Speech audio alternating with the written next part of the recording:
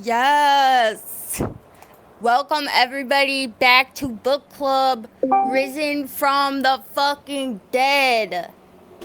I'm so excited that book club is finally back in action. Sorry for that long hiatus, but after a 5 hour book club, I think we all needed a little break.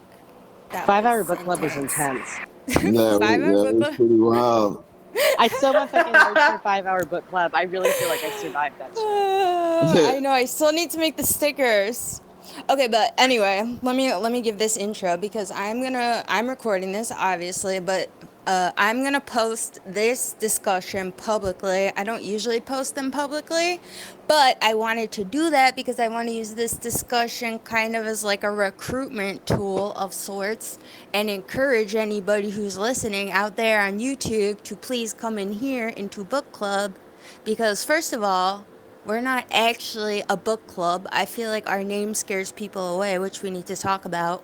We read a different text by a different philosopher every 2 weeks, and all the readings are under 25 pages long. And you can hop in literally whenever the fuck you want. But I encourage people to come to this one, especially, or at least listen to it afterwards if they want to join us in the future with book club, because this is going to be a halfway review point. There's no reading for this book club. I asked that some people watch a video I just made, which we had some problems with. But for the most part, today will be a review of what we have read so far. And also, we're going to be talking about how the concepts in the readings that we've done thus far are relevant to phenomenology, which is a thing that we are slowly approaching in our reading as we move through chronologically. So, I think that's all for my introduction. Is everyone okay if I post this publicly? Is anyone in here afraid of being publicly known as a member of book club? Say Go your for it. piece now. Who's Good. ashamed? We're all good. But anyway, so basically, this is Phenomenology Club, and we have yet to really even get into phenomenology, which is part of why I made this book club, because I want to start engaging with some philosophical texts, and I know some of you did too, and I figured that a good way to do that was to go through Western philosophers chronologically, and like I said, we're picking readings that we think are ultimately relevant to phenomenology, which is a 20th century philosophy and which we are rapidly approaching. Does anyone here know what phenomenology is or feel confident with some kind of idea they have about it? The study of phenomena. Okay. And what's phenomena? Everything that happens. Ooh, I like Cool. that. It's a thing. Yo, who is that? Turn it off. I'm gonna mute you. It's Bitch, the fuck? it's not me. I got my headphones. It's It's falter Volker. every time, yeah. Oh, shit, he's he gone. left. I'm Damn. sorry, I didn't mean it. Oh, fuck. Okay, he's back. He's back. Oh man. Phenomena first becomes a point of interest with the idealist philosophers. Specifically, Kant makes a distinction between the phenomenon and the nomenon. Phenomenon meaning that which appears, the nomenon meaning that which is in itself. So he's making a distinction between all of human consciousness and that which is the real world, which we have no access to. And so that's Right. where the problem of the phenomenon begins. A lot of philosophers take it a lot of different ways. Right, Michael. This is Michael, everybody. Anyone who doesn't What's know. up? And Hi, we're about to get into Hey. some Kant. Who, Michael, what do you want to, what were you just saying about, do you feel like Kant sort of sets the stage for phenomenology? I mean, he's a game changer. Well, Am I right? what At we least read for earlier. phenomenology. Yeah, certainly. I mean, the beginning of phenomenology in Husserl, it starts with a rejection of Kant. You know, it's a guy who says he hates another guy, but is hugely influenced by him. That happens a lot in Clearly. philosophy. And yeah, in idealism, and Kant specifically, who begins what we call idealism, is a response to two philosophical periods, one of which we touched heavily upon in our last reading, the rationalists, or in the last Right. two, with Descartes, Leibniz, and Spinoza, the last three writers that we read.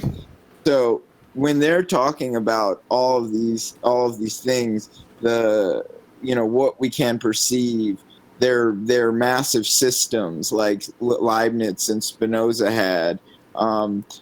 Kant sees some problems in that, and then he saw some problems in what came afterward, which was empiricism. And empiricism can be reduced to a philosophy based upon that which you perceive, and is still the grounding for most scientific or social scientific or psychological thought now. And so what Kant was trying to point out was that our consciousness has limits. It has defined systematic limits, and one of those things was the phenomenon that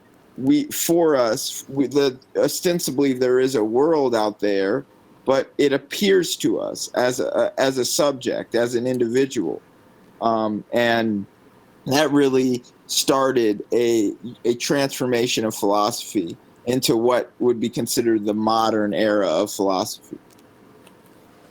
Right. Yeah, maybe I should just like give a little, I'm just going to talk a little bit about what I kind of said in the video, which is a very preliminary introduction to like phenomenological ideas, because I think maybe that's a good place to start, because yeah, we haven't read Kant yet, but we'll be reading him soon, so everyone get excited. Woohoo.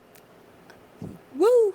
So basically, those of you who watched the video already know that I was talking about the video as an introduction to phenomenology. And phenomenology is actually sort of tricky to describe, I think, in many ways, because what phenomenology is essentially what Michael just said, and what Cami just said, which is a study of phenomena. I mean, literally, the word phenomenology is a study of that which appears. It comes from the two Greek words phenomena, which means that which appears, and logos, which is reason or the study of. So that's what this word literally means. And phenomenology in that way is sort of psychological in a sense. It is a bit of a psychological study, but it's also philosophical. And it's in my video, I talked a lot about language and how language is so limiting.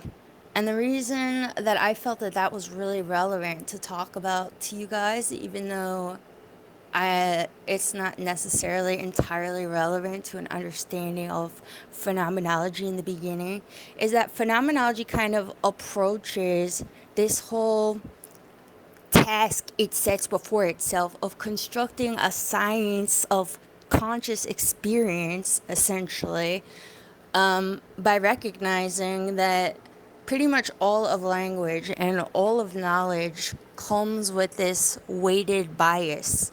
And that's part of why, Michael's talking about things like how the philosophers that lead up to phenomenology are enamored with ideas of subjective experience and how we cannot access our reality directly, right? Because kind of like is established in our Descartes reading, the Meditations on First Philosophy, we can never escape our subjective modes, The only thing Descartes really seems to feel assertively about, except for Jesus, is that he thinks, therefore he is. And the only founding principle he can go on when he's trying to do his philosophy is this idea that he must exist because he is a thinking, conscious being, but he cannot really know anything about his external reality. And phenomenology kind of comes from a similar understanding in a way. But I think where other philosophies and other philosophers, some of the ones we've read, and others that you might be familiar with, where I think they kind of take issue with this idea and maybe see it almost as a challenge, this idea that like we need to either find a way to access our external reality or reconcile the fact that we can't. I feel like phenomenology doesn't really make this necessarily an existential issue, you know? Like Husserl is trying to understand the essence of objects in a way that kind of resembles Kant's philosophy, which is why Michael just said he's very influenced by him. But it's the approach he's taking is sort of, it's very scientific. Husserl was a mathematician, and his whole approach to phenomenology is a one that sort of resembles the natural sciences in a way, which is what I was talking about in the video too. He believes that essentially, since we know that the root of all knowledge and of all knowing is our subjective experience, we have to start from this premise that we cannot escape our subjective experience. Everything is experienced through this lens, but we want to try to describe our external world the best we can. And so, like the natural sciences, we're going to make assertive decisions and establish criteria for how we can do that, so we're not just wandering around in solipsism, essentially, you know? So Husserl goes about constructing this science of conscious experience. And like I said, it is psychological, but what makes it philosophical ultimately is he basically establishes that, well, he puts forward the idea that there is a fundamental, universally true essence of conscious experience. And for Husserl, that was intentionality. That is like the whole framework of his phenomenology.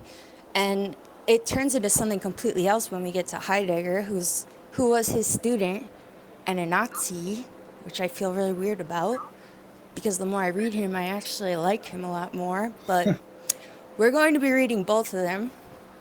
He was a But thoughtful basically- person. Thoughtful. You thought a little too hard, I guess. Yes. But basically, they're both great in their own ways. But Heidegger had some very serious criticisms of Husserl. And from what I understand, I really don't know as much as Heidegger as I want. And actually, I got us a guest speaker to come talk to us about the differences between Husserl and Heidegger, so get excited. He's a philosophy grad student, and I read his work. Very impressive stuff. Very into phenomenology, but Is he what here was I now, saying? or is Oh, he yeah, coming in the future? No, he's gonna come in the future. Okay. I booked him. Oh, nice. Very nice. Don't worry about it. Yeah, so Heidegger has a lot of criticisms for Husserl, and Heidegger is actually kind of the famous mascot of phenomenology, which I find to be kind of unfortunate and sad. But I do like Heidegger more and more, which, like I said, bothers me. But their phenomenologies are very different, and we'll talk about how. But essentially, I mean, within all of phenomenology, there's so many different kinds of phenomenologists, you know? And phenomenology as a word and as a concept, I also mentioned this in the video, it's been utilized in all sorts of different fields and venues at this point. Like, phenomenology is a word that you'll see a lot in neuroscience literature. Neuroscientists have really taken to the word, the concept, the whole structure, because I also said this in the video, I feel like phenomenology in many ways is almost a philosophy of neuroscience. Like, I'm so curious to know, like, what it would look like if Husserl coexisted with the kind of neuroscience that we have now, I imagine he'd be incredibly interested in it because he, again, was very scientific and interested in these modes of perception I would and I how would we. even I would even say that simply that a large portion of neuroscience, neurophilosophy in particular, is a battle between the phenomenologists and that what we would call philosophy of mind, and a more American style. So yeah, when we get there, we'll be able to reference some actual neurophilosophers who are phenomenologists and use Husserl up until now. Yeah, remind me to ask you about that later tonight too. 'Cause I wanna ask you more about why you said that. Cause I didn't really ever think about the two as being like opposed to each other. But let's not get into it now. We'll get into it a little later. Please remind me. But oh shit, what was I saying? Phenomenology, neuroscience. Yeah, basically what Michael just said too. I mean, I've been trying to read neuroscience papers recently because, like, neuroscience right now, for example, is actually totally relevant. They're actually really enamored with this idea of like constructing a comprehensive framework of intentionality, which is like so fascinating, because when you think about the intentional processes of your consciousness, like, yeah, it totally seems like the object of my intention is my consciousness is always like reaching out at something directly, but it's still aware of my peripheral surroundings, like what does intentional conscious thought directed at something, what kind of characteristics does it have, and these are the sorts of things that Husserl was really interested in, both from a literal scientific perspective but also a philosophical one, and what makes it philosophical is that he puts forth this idea that there is a universal, fundamental essence of conscious existence, conscious experience, and it is intentionality.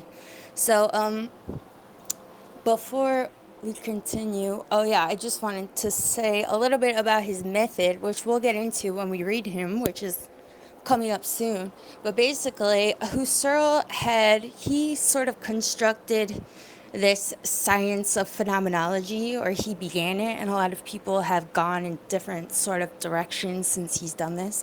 But his method for doing phenomenology is the epoche.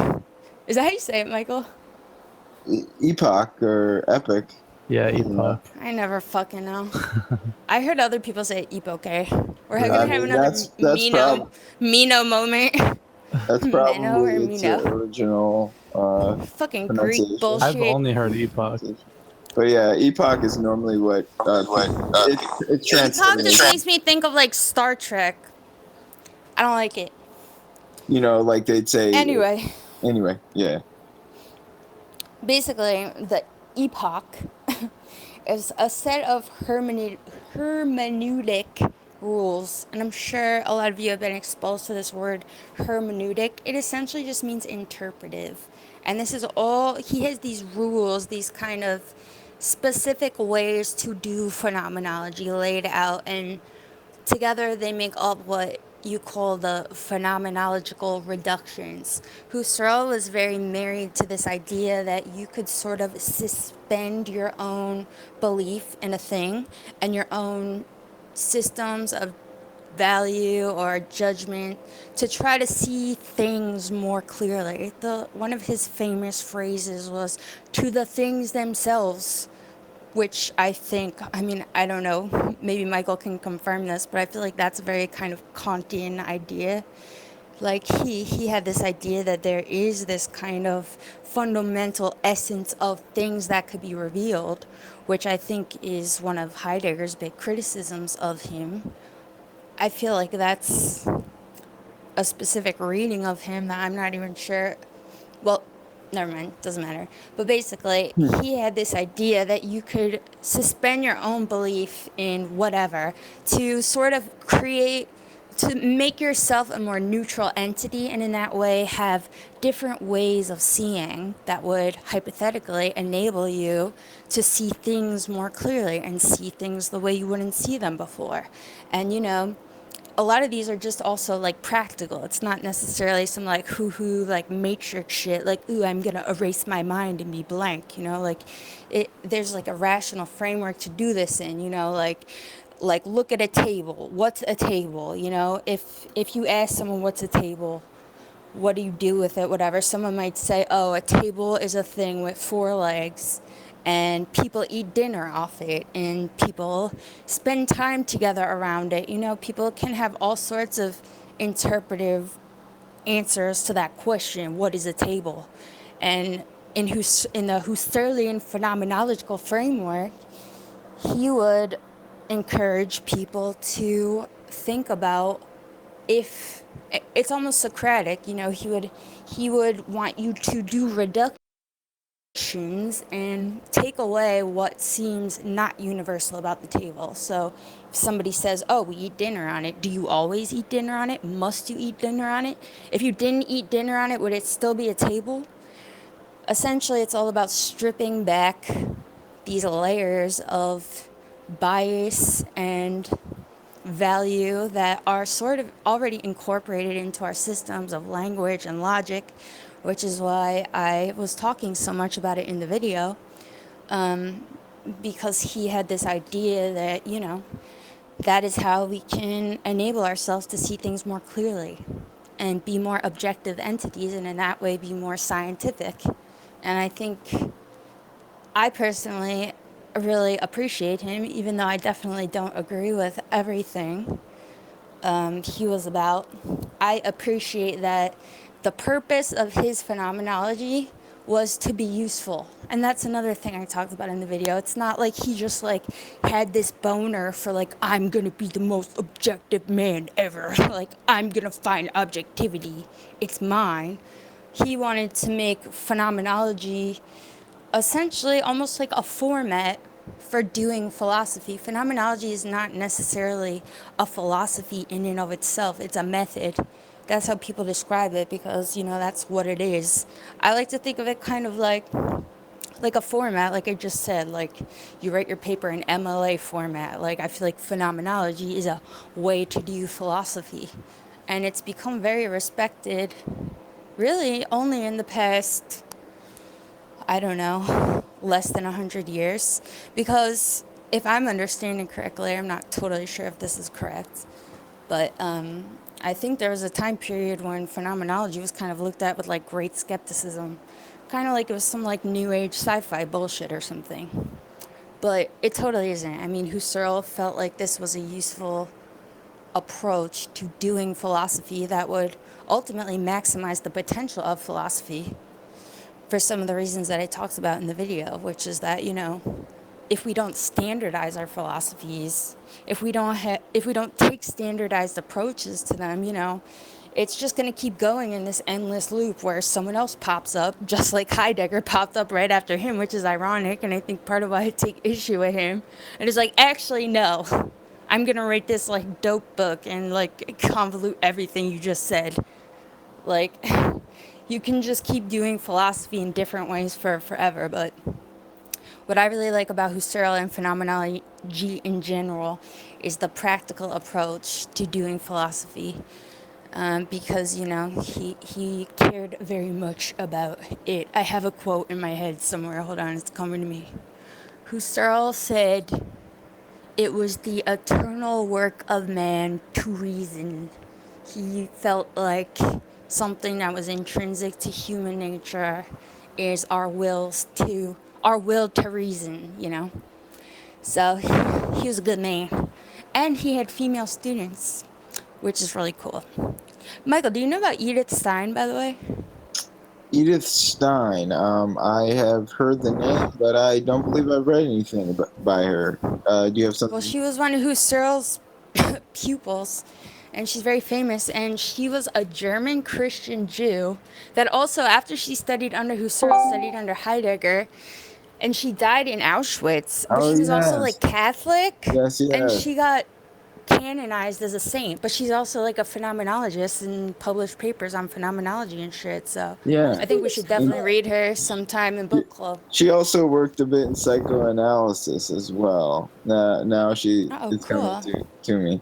Okay, but I wanted to mention one thing about your table example, and Yeah. it's useful for everyone thinking about this to understand his use of intentionality as being a little bit different than, you know, the common sense use of intentionality.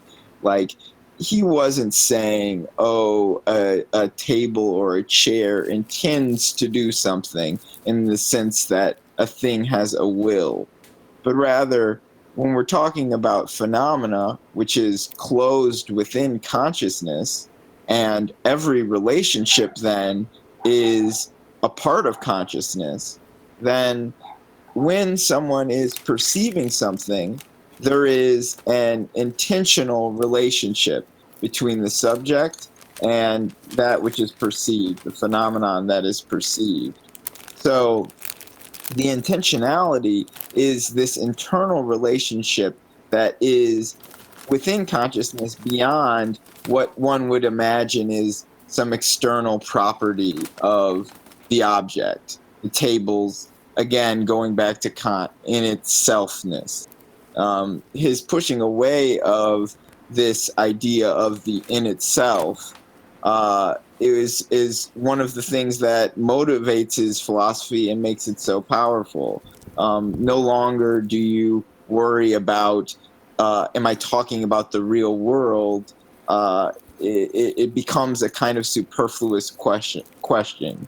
Instead, you think about what it is that we perceive, how we perceive it, and the qualities that are determined by our consciousness and by other affects. Right. And correct me if I'm wrong, Michael, but what you're talking about is, I mean, I have it here. Shit. There's a word for what you just described, which is essentially the idea that Husserl didn't believe necessarily that, I think, what's it called, like subject-object dualism or whatever? Like this idea that you exist as the subject, and then there are objects that you interact with, and you can know the object, like what you're just saying. But Husserl is, he sees this more as like a interpolated process where it's almost like fluid and in flux. Where as you're perceiving the object, you know, it changes, and what is the object of your philosophical investigation is really how you're perceiving the object. It's not the object itself. And that's why, you know, phenomenology is a study of conscious experience. It's more concerned with understanding the modes with which we try to perceive objects in our experience rather than the objects themselves.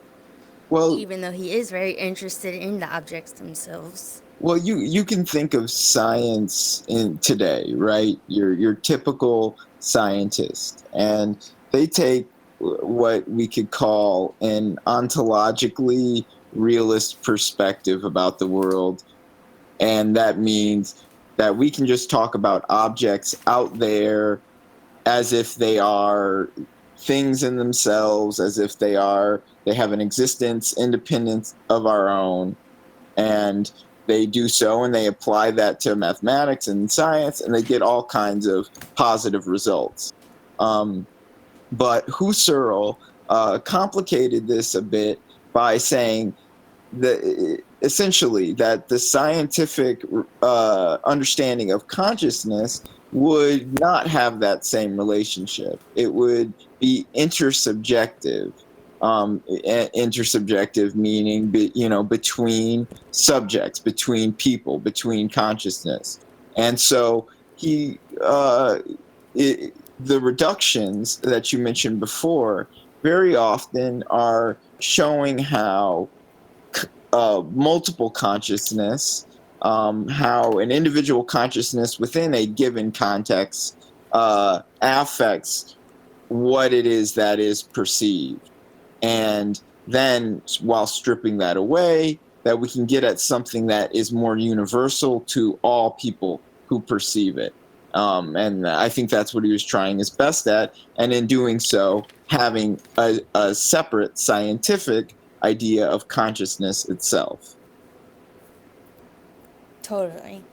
And yeah, I'm gonna wrap up the Husserl description because I want to start going through now and talking about our reading and also getting some input from you guys, because I'm hoping that maybe after listening to what me and Michael were talking about, maybe now you're starting to see why we chose some of the readings we did. So I want to go through those. But I have this little list here. I'll just read real quick. I've been taking notes because I've been reading some Husserlian materials. Basically, just to give you like a little summary, and we're gonna go over all this stuff. I mean, phenomenology like almost is like a math in some regards. Like there's rules and there's vocabulary, and it's really fun stuff. But we're gonna get all to that. But basically, I'm just gonna like read you this little list because maybe it'll give you a nice little closure on this chapter of talking about Husserl. So basically, these are his ways to do phenomenology. These are kind of the steps, just to give you an idea that there really was like a practice outlined. Like he actually created a practical approach to doing this. So the first is to attend to phenomena. And I was trying to tell this to you, Dakota, earlier, like Yeah. how really the first step of doing phenomenology is almost to just do phenomenology. Like it almost seems like Do people it. just fucking Just do it, bro. do What's up, Darwin? it. Whoa, what's doing phenomenology? Just living? Well, I think the idea is, I mean, this isn't like necessarily well established, but I'm reading this book called Experimental Phenomenology by Don Ide, which is really good too. And he says this too, which it really resonated with me because it's a thing I felt too. He feels like you have to enter the mindset of the phenomenologist, which just kind of happens naturally the more you obsess over these ideas. Like, I think it's a natural process if you're interested in this sort of thing. So this first step outlined in Husserl's approach, how to do phenomenology, is Darwin, you're chewing into the phone. Huh? Please stop. Oh my god, this You're Alfredo chewing is so into the good. phone. I wish you could. Stop chewing. I get ew. It's like ASMR. Stop. And I got So some the first bread. step is literally attend to phenomena. Consider your conscious experience while also thinking about these sorts of ideas. Ideas like, first of all, I cannot access any of these objects directly. I'm already approaching them with this incredibly biased system. And when I say biased, I don't mean like biased against or for or against, but biased literally just in a logical sense, like this idea that something is more or less true about my refrigerator. I know what my refrigerator is. I see my refrigerator a certain way. I'm looking at it right now.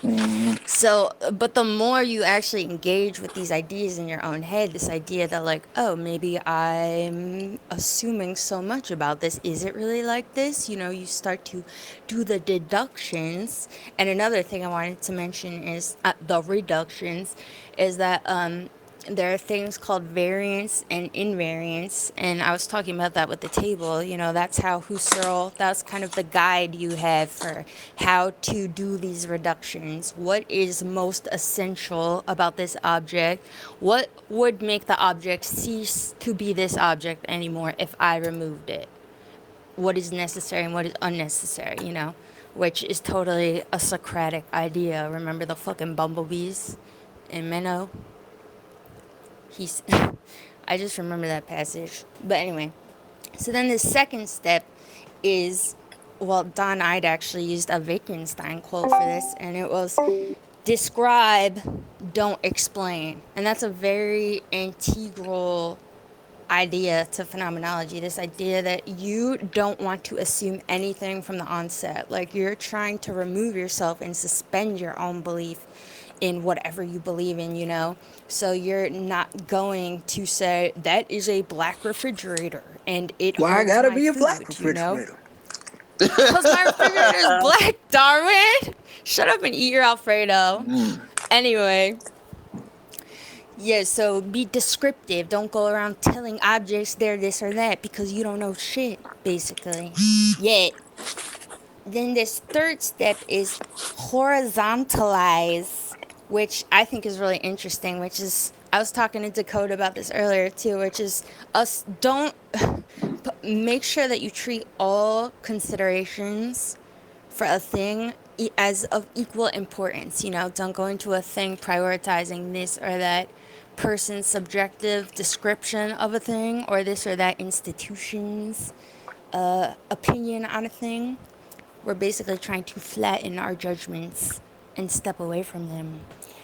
And then, what's next? This is what really elevates phenomenology to a thing that can be called empirical and scientific, because after we have completed these first three steps, which are very passive, kind of, you're trying to take this secondary role to your conscious experience and the phenomena, all that appears to you, then you want to begin to seek out structural features of the things that you're investigating. You know, once you feel you've actually established some sort of removing yourself from yourself, then you can start to begin to feel confident that you might be able to notice things and think that they're relevant, you know?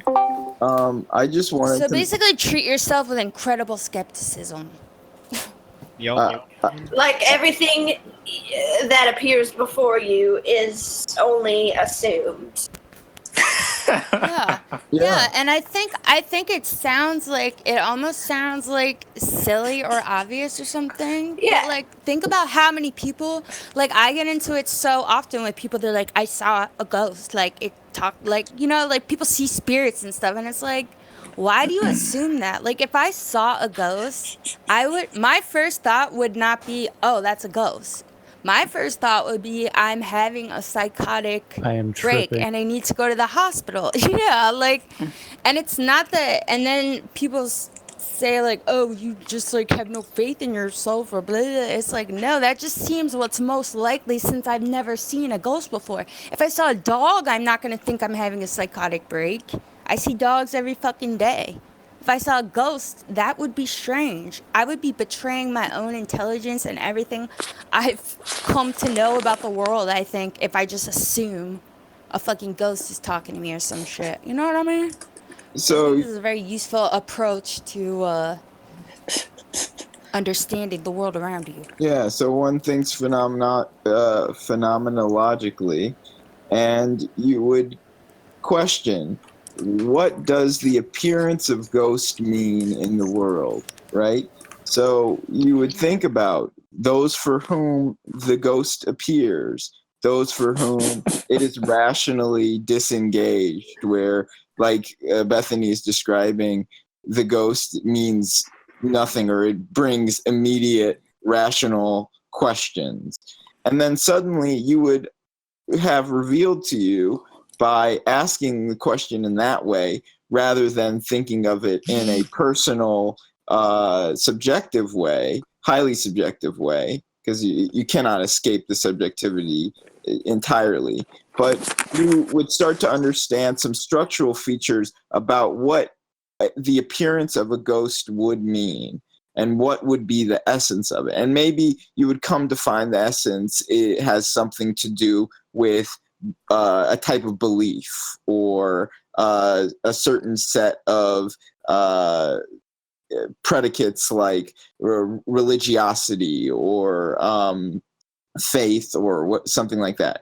But the process allows you to recognize these kind of details about what may seem like something that's just obvious to you, or in either way, either as seeing a ghost or not seeing a ghost. I think we're having technical difficulties here. Are we? Yeah, she dropped. Hey, Bethany, you there? She's in the main chat. She said, "Oh, Okay. It's Yeah. because the ghosts are in the internet. The ghosts in the ghosts, machine. yeah. They're trying to prove a point here."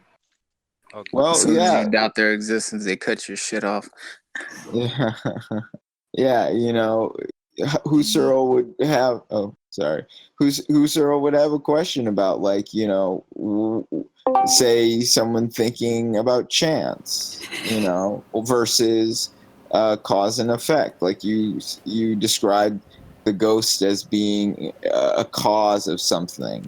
So he would then ask you to look at that relationship and reduce it to something so that you can get a better understanding of what it is that you are saying and how it is that would be possible.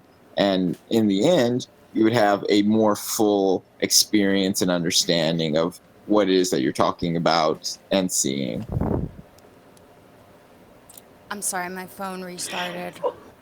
I'm That glad was that a everyone's okay. go. All right, so I think that's enough phenomenology and Husserl for now. So we're gonna get into them. Does everyone feel like they learned something? I feel like this was all pretty explanatory. This wasn't crazy difficult. Yeah. Yeah, it was good. Yeah, yeah. Pretty good. Good. Yes. Good. Well, we'll get into it more later. So don't worry. We're gonna read Big Man on Campus himself, Edmund. But let's go through our readings now, especially for the sake of anybody who might be listening to this. Can you guys hear me? I'm not lighting up. Yeah, I can hear you. You are Yeah, you're audible. all good. Okay. But yeah, especially for the sake of anyone who hasn't read, and also to refresh the memories of the people who did. Like I said, I really want people to join us at this halfway point. If they desire to join book club, this is a great place to do it. So let's go through together and just briefly kind of summarize some of what we read. And then I'd like if maybe people could talk about if they feel like they see why, in retrospect, now that we've learned a bit about phenomenology, maybe why we chose these readings. So the first reading was Meno by Socrates. Does anybody here who read it want to tell us briefly exactly what Meno was about? Do you remember? Leslie, book club.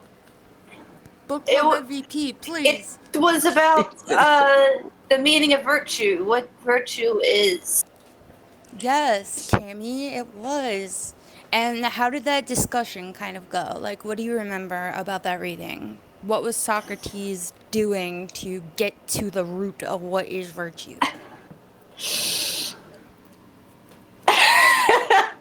I don't remember, to be honest. Bitch, are you serious? How can you forget? Someone else, please? Tick, I know you know. Even though Oh you're God, drunk. no, I'm right there with her.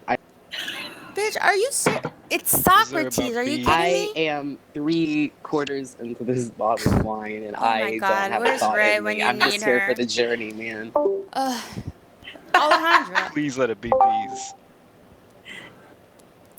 Is Alejandra an active participant or I see you green. Oh, there you Yeah, go. Like I remember the things we talk about. I just don't remember who talked about them. Like Oh, God. Alejandra, do you remember what sort of approach Socrates was taking with his interlocutor, Meno, when they were trying to discuss what is virtue? Well, yeah, I kind of remember, but I don't know how to explain it actually. they were in Um, Guys, what the easiest one. Basically, what what this Michael, is go ahead. often described as a dialogue or a dialectic, a conversation between multiple people, and as someone said earlier, they're inquiring into virtue. Um, uh, Early on, it really becomes a question about. I think Meno asks it what how can one know something that they are wholly ignorant of, right? Like, how can one know what virtue is if they have no knowledge of virtue at all. And Socrates brings a slave and gives a demonstration, a mathematical demonstration. Now, here I think it's interesting to think that what he means by virtue is more than what we normally use as virtue. He's saying it not as in simply being virtuous, being good, but to have a virtue. And so this slave that doesn't know mathematics, he quickly shows this mathematical proof. And Socrates uses this to demonstrate that, and it seems like it's implied in it, someone else can jump in about this, but that it's possible that there is inborn knowledge, that we have souls that pass from body to body, and that they carry something with them, and that each person then has something of it. But it can't come from education. It can't come from education. Wait, repeat that? That Sorry, virtue can be educated. It can be learned. Yes, but it's more than a learning. He's even talking about that virtue is something that can be intrinsic, that it can be something that is in anyone. The idea of using the slave was to show someone that is supposed to be absent of virtue, and in being able to demonstrate that even the slave can learn mathematics. Racist. And to describe, oh, sorry, go on. I mean, the fact is, if you are going through the corpus of Greek philosophy, that was a society of slaves. They had many, and it continued into Roman society, and they saw it as something that was completely unproblematic. Now, the race would likely not have been what they would call a Moor. It would have been a local of a lower caste, more similar to like a society like India, where they have Classists. yes, a highly classist hierarchical system, and the slave would be low in that hierarchy.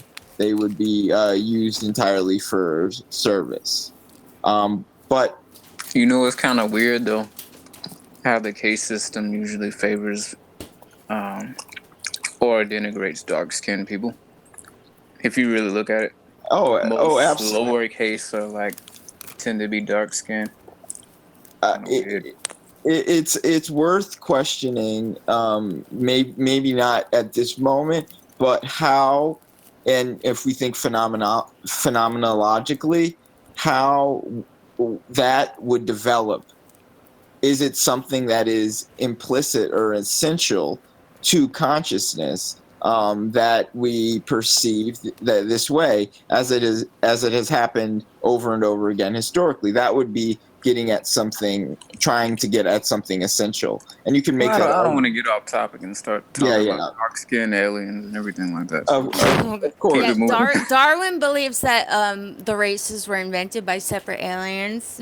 So let's not go there. True. Let's go there. But you know, it is a true point, and it's something that is any question. That's the great thing about phenomenology, is going to have some substantial meaning. Like once you dig, once you use the reductions. But in Meno, he starts talking about this idea of the soul passing qualities along between people, even after they've died, and I believe afterward they try to get back on subject to return to how virtue would be acquired, and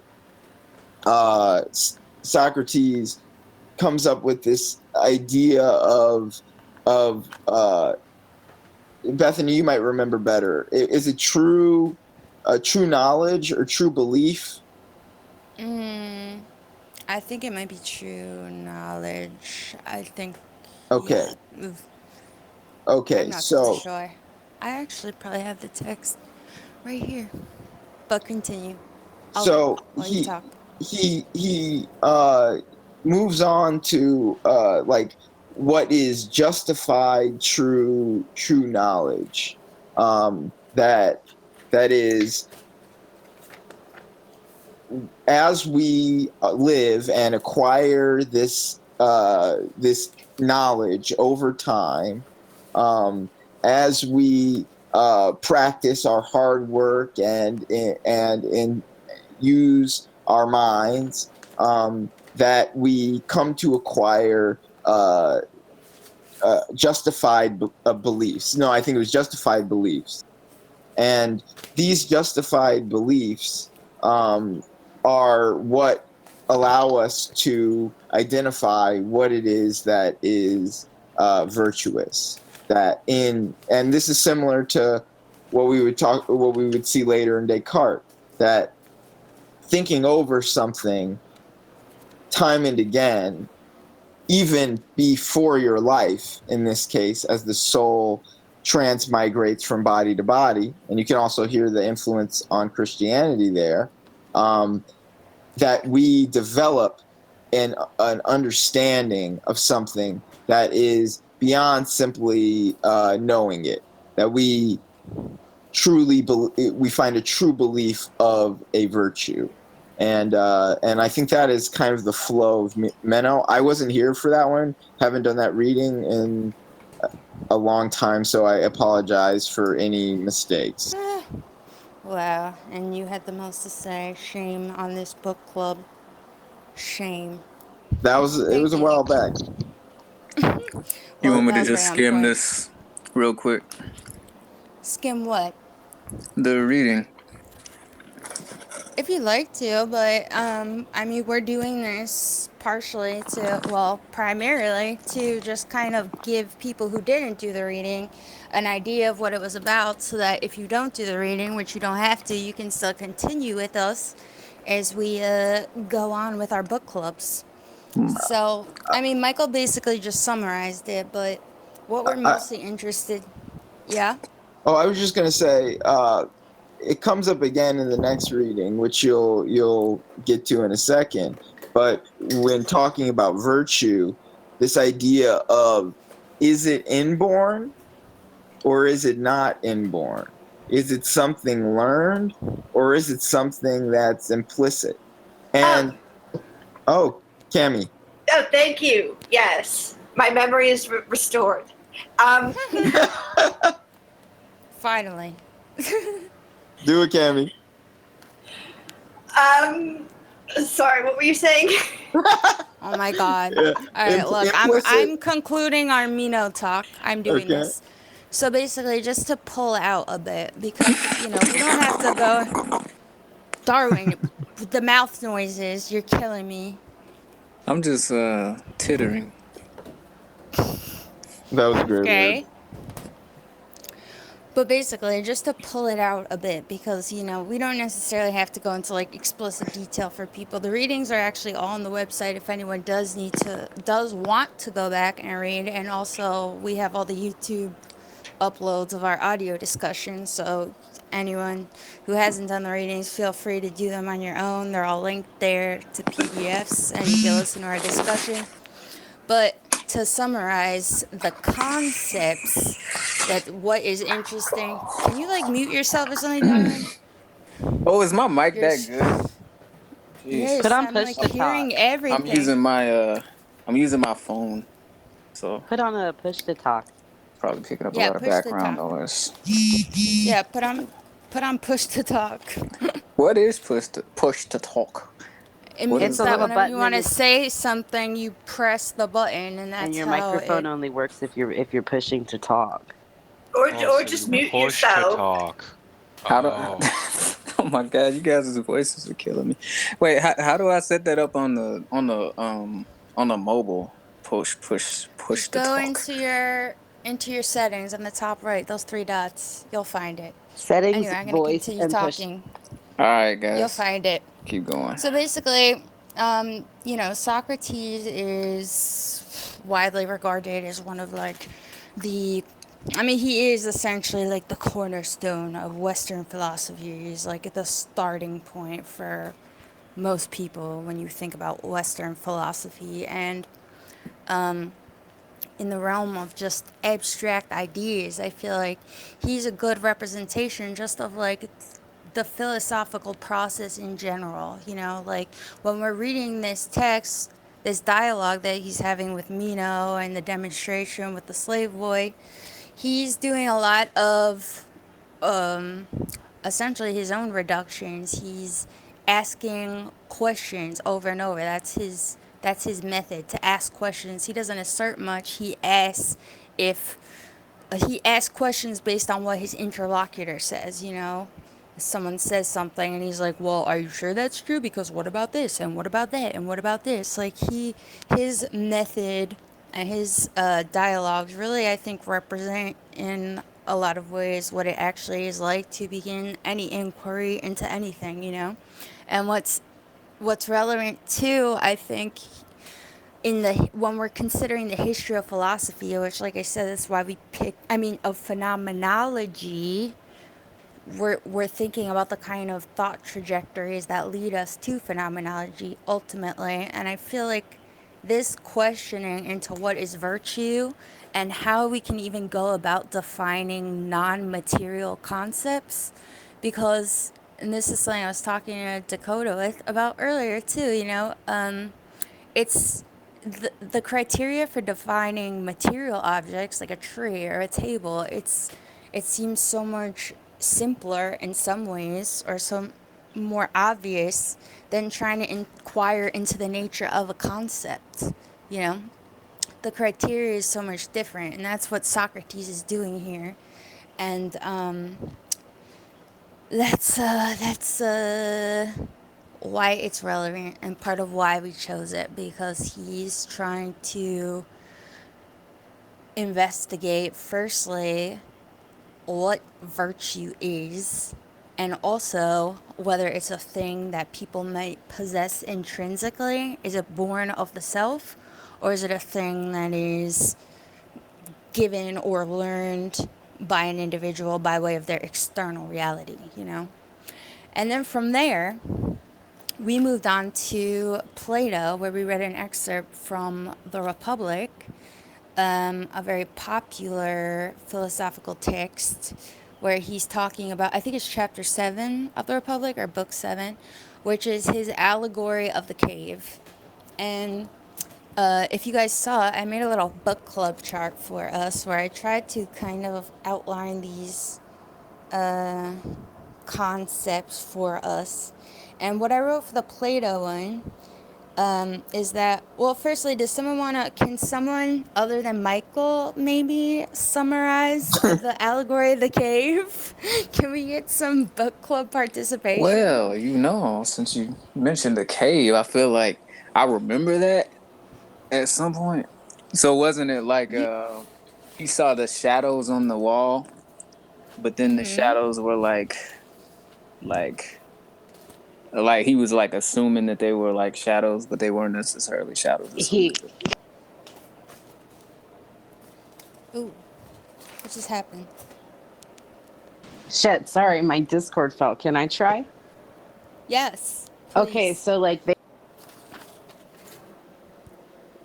Uh-oh. You shut Hello. out again. What's happening? What? Oh, Drunk I think ass it's from bitch? this. The fucking ghost. They lived on fucking ghost. Shit, Also, ghost. They lived in a Who is cave and they were all this? chained up to the wall for so long that all they saw were shadows, and they were like, "This is reality," because that's all they knew. Right. And do you remember the talking about the forms of things? No, I do not. So this is a metaphor for multi-dimensional consciousness. I think that Is it Numina? Can it be Oh, Numina? we got someone else is talking. Who said I think that? yeah. It's Summer. I Summer thought that Summernet, welcome back. We thought, wait, is that Summernet talking? No, Yeah, I no. was It dead was. for a bit. Oh, Oh, was he speaking? Oh my god, that's your voice? Wait, it who else is was. talking? I was speaking. Dakota. Oh, Dakota. Yeah. Dakota started. Go ahead, Okay. Dakota. What are you gonna say? I was just gonna say that I haven't read this in a while but I thought the whole point was that the information gained through senses is more of an opinion, and that to really get knowledge you have to get it from philosophical reasoning. Whoop. Hey man, you gotta say voice, man. I can't learn. I thought that was Yeah, the well, point more than I don't know. I think you're absolutely right. And before I say something like Summernet, did you want to say something too, or did I just imagine you were Oh. trying to No, I was contribute?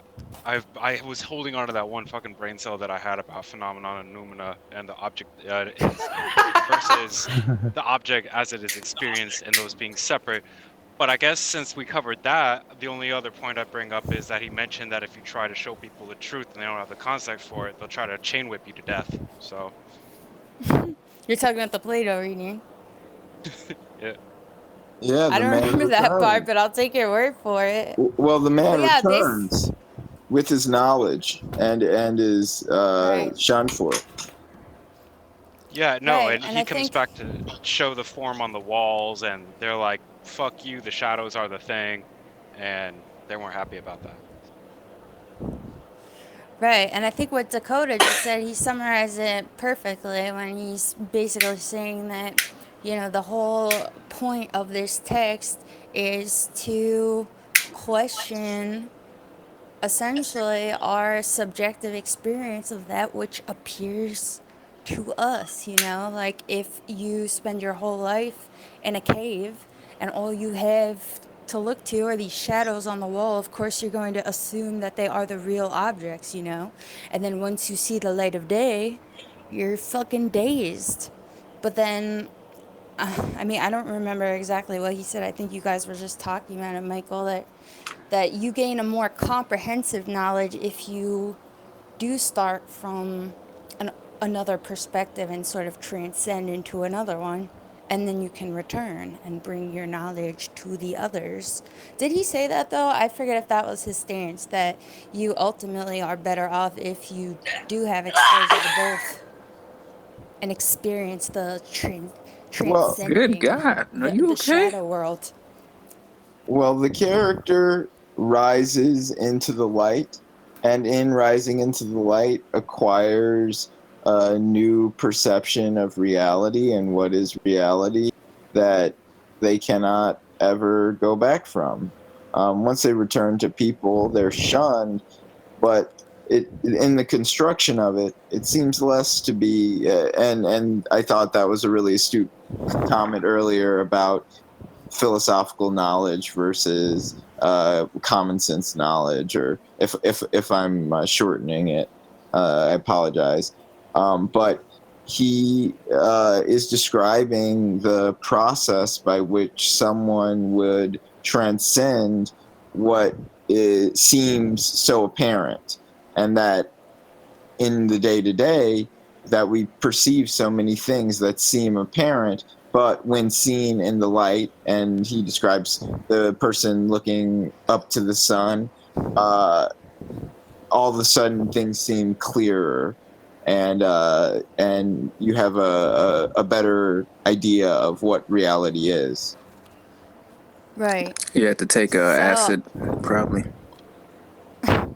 True. So I think it should be obvious that anyone who heard what we were saying about phenomenology, how this text is relevant, where Plato is, just straight up putting forth this idea that appearances are deceptive, and your subjective lens is very influential in how you come to understand your surroundings and ideas about your external reality. And is that also the text, does anyone remember, that had the passage about training the warriors? Well, we read that as well. Yeah, Was that a separate text?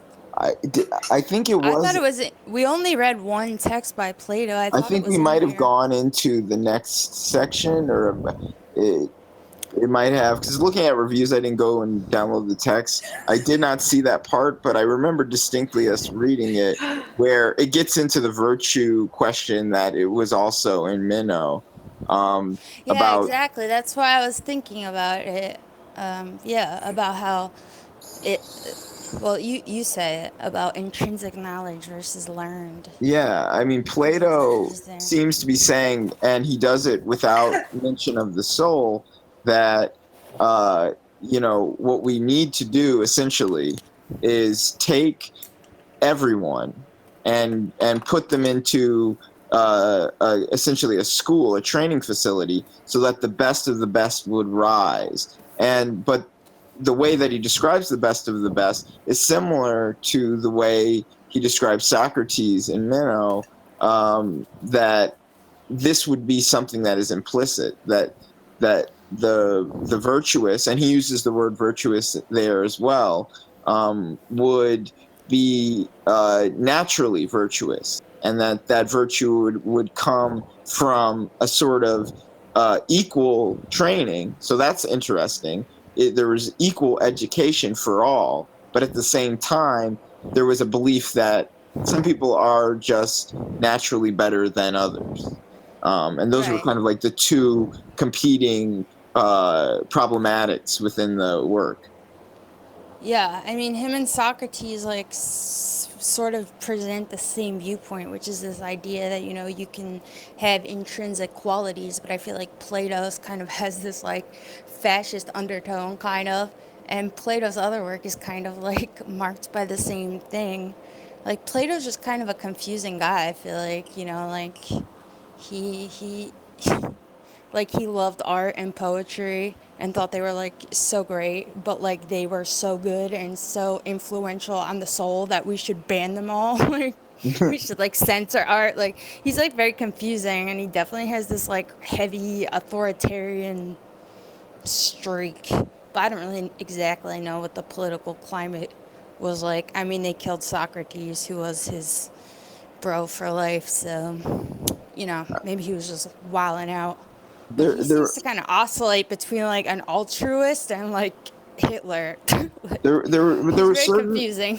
there's certainly this aspect throughout his work, and if anyone picks up a Plato text, you often see this, but particularly in the Republic, that we need to be led, and that we need to be led by virtuous people, and that those virtuous people should be, as the person who rises through the allegory of the cave, should be our betters, and should be philosophically minded, and that a person like this would be better than democracy, because democracy leads to a sort of chaotic element, to Like confusion. executing his friends.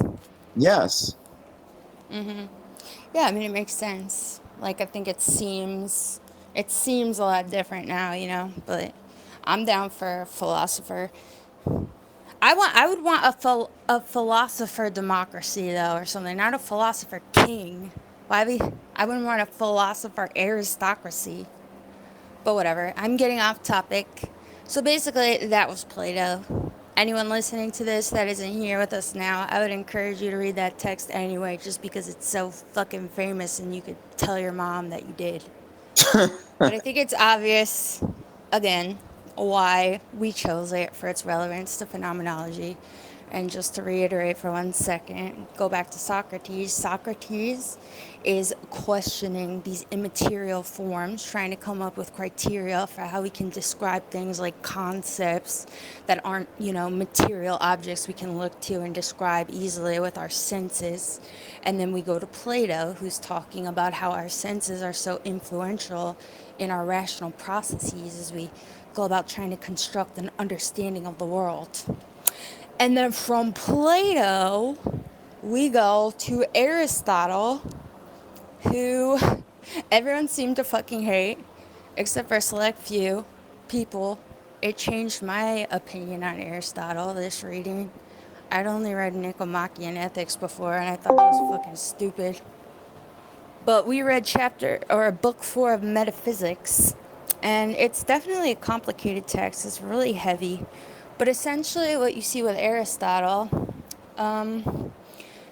is this, he's like a very, I mean, he is a scientific mind. Like Aristotle is known in history as being like a scientific thinker and establishing criteria for sciences, natural sciences, and you can really see that in his work, especially next to Socrates and Plato, who are both just kind of asking nice questions about existence and what's this and what's that, and then Aristotle just comes in like a fucking hammer and is like talking about how we need to categorize things according to genuses and get to the essence of things, and this is how we know that we can say that, you know, this is enough criteria to describe this genus and this thing. Basically, he's calling for this organizational structure, and it's really complicated, and I think that's why people sort of had a hard time with it.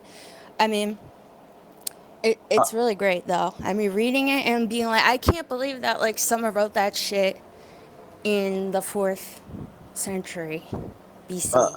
I think to go back to like what's important to phenomenology, part of the reason why we picked the text, I think we picked that one together, was because he was critiquing the idea of form in and of itself as defining the essence of an idea or a thing, right? That if you talk, Right, he was critiquing Plato's forms. Yes, Sorry, Plato's I just wanna forms. point that out.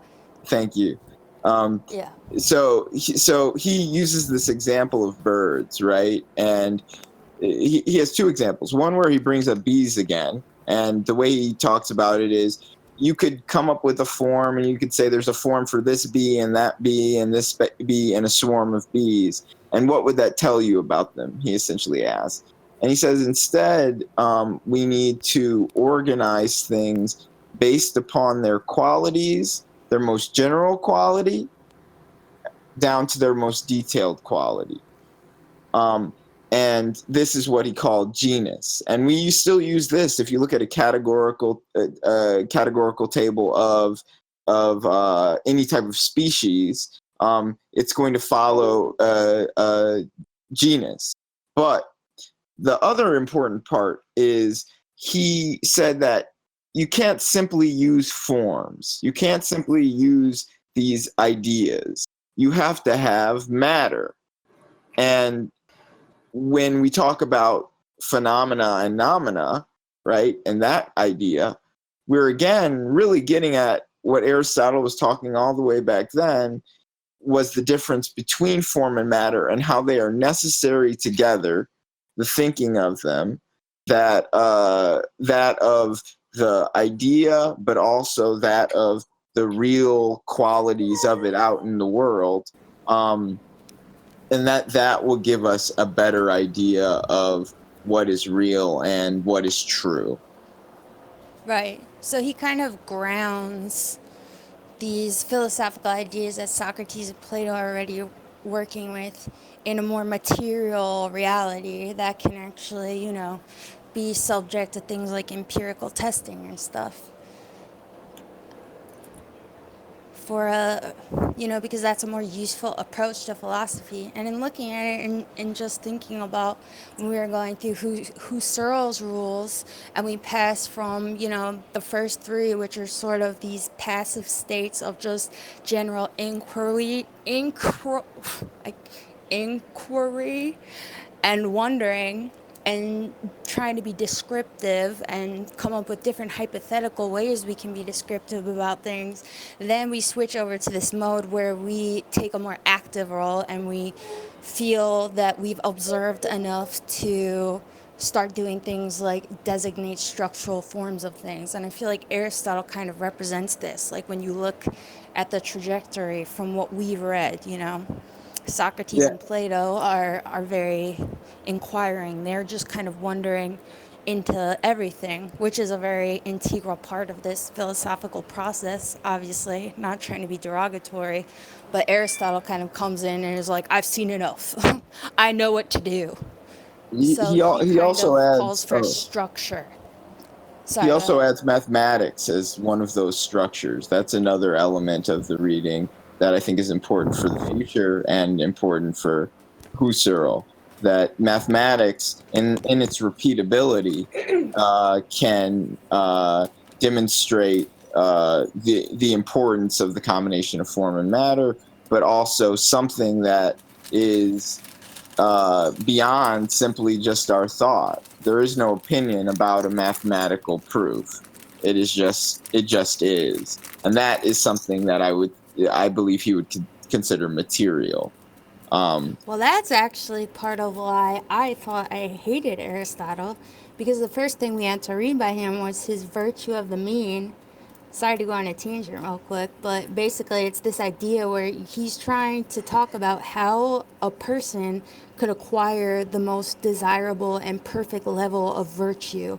So he talks about things like bravery or courage. Courage is a virtue. How do you acquire courage? And he essentially like makes this fucking weird mathematical argument that it almost seems like some like weird analytic philosophy or logical positivist philosophy where he basically kind of makes this argument like, okay, if you're a coward and you want to acquire courage, then overshoot and eventually you'll hit the mean. Like, just act recklessly brave and eventually you'll settle into like a mode of courage once you hit the arete, the balance, whatever, which I just thought was absurd. But I mean, and thinking about it now, maybe it's not even as stupid as I thought, but that shit pissed me off when I read it. Well, Like, I how do you would. quantify mathematically a thing like a virtue? And I think like the general idea maybe works like as like a like fun little self-help thing, but I don't know if I would say that's like universally true. I don't know if I would tell somebody that, you know? I think throughout Aristotle, he what I forgot to mention was that when matter and form are combined, they form being, right? And being is this word that will go on and be part of philosophy, and we'll get into it with Heidegger very essentially. But he is constantly interested in what it is that is the most concrete, is the most repeatable. And that really is a precursor to scientific reasoning and mathematical reasoning. And so in many ways, you see through the sort of proto scientific form of his thought, the ways in which that thought can go radically wrong, and the ways in which Husserl, who was competing against the positivists who wanted to turn everything into essentially a logical language to represent. Essentially, we could determine truth through language that was created in the form of math. They're like the Why, Elon Musk of his time. yeah, why Husserl wanted to do what he wanted to do, why he wanted to show the effect of subjectivity, and Aristotle is kind of opposed to that in many ways, but also instructive of some elements in it. Right. Oh, and I want to share a fun historical fact about Aristotle. I was just reading a text.